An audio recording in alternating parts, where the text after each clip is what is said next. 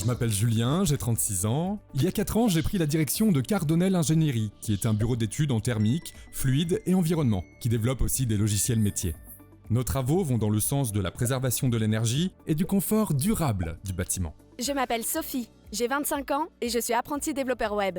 Frédéric est mon tuteur au sein de l'entreprise. J'ai 48 ans et je suis le doyen de Cardonel Ingénierie. Eh oui. Je suis à la fois directeur général adjoint et responsable de l'ingénierie service, qui comprend le département recherche et développement et le département informatique. Aujourd'hui, l'entreprise compte 20 salariés. En termes d'embauche, les 2 tiers viennent de l'apprentissage et 1 tiers de l'externe sur des profils plus confirmés. Pour un contrat d'apprentissage, le tuteur dans l'entreprise va être responsable de son apprenti. Il va l'accompagner, planifier son travail et être en lien avec l'équipe pédagogique. Il est là pour l'aider à développer ses compétences techniques, son savoir-être et son intelligence émotionnelle. Pour moi, cette notion d'intergénérationnel est importante parce que les jeunes ont une vision souvent différente. Cette transmission doit avoir lieu pour qu'ils soient force de proposition et qu'ils nous aident aussi.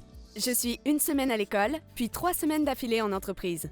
En tant qu'apprenti, j'ai un peu du mal à donner mon avis sur certains sujets, mais ce n'est pas pour autant que je ne me sens pas intégrée. Au contraire, j'interviens parfois dans des réunions, et le fait d'y participer me fait plaisir. J'apprends en entreprise la maîtrise du métier. À l'école, c'est beaucoup de théorie et de big data. On a énormément de travail en groupe, mais ce n'est pas forcément ce qu'il nous faut pour acquérir des vraies compétences.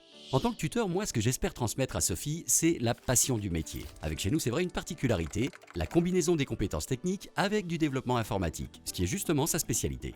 Par exemple, Sophie a récemment développé un outil de vérification des radiateurs. Mon rôle, c'est de lui expliquer son utilisation et la méthode pour réaliser ce calcul. Je lui fournis également les méthodes techniques fluides et les maquettes visuelles.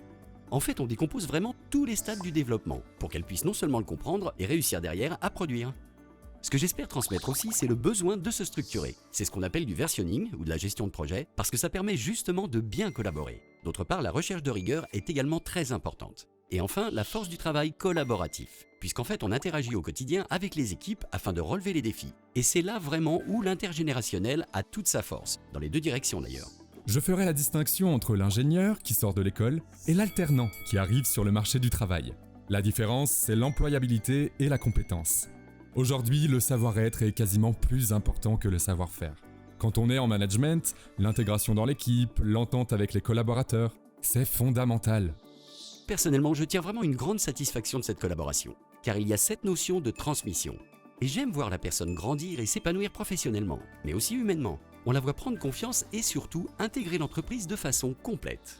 J'en tire beaucoup de points positifs. L'autonomie, l'indépendance financière, c'est quand même très important de pouvoir étudier et en même temps gagner de l'argent. L'ambiance de l'entreprise, je suis vraiment satisfaite. Je ne pensais pas trouver une entreprise aussi conviviale.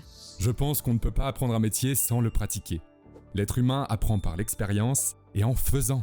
Est-ce que je recommande le transfert intergénérationnel ? Ça va au-delà de la recommandation. Je pense que c'est indispensable.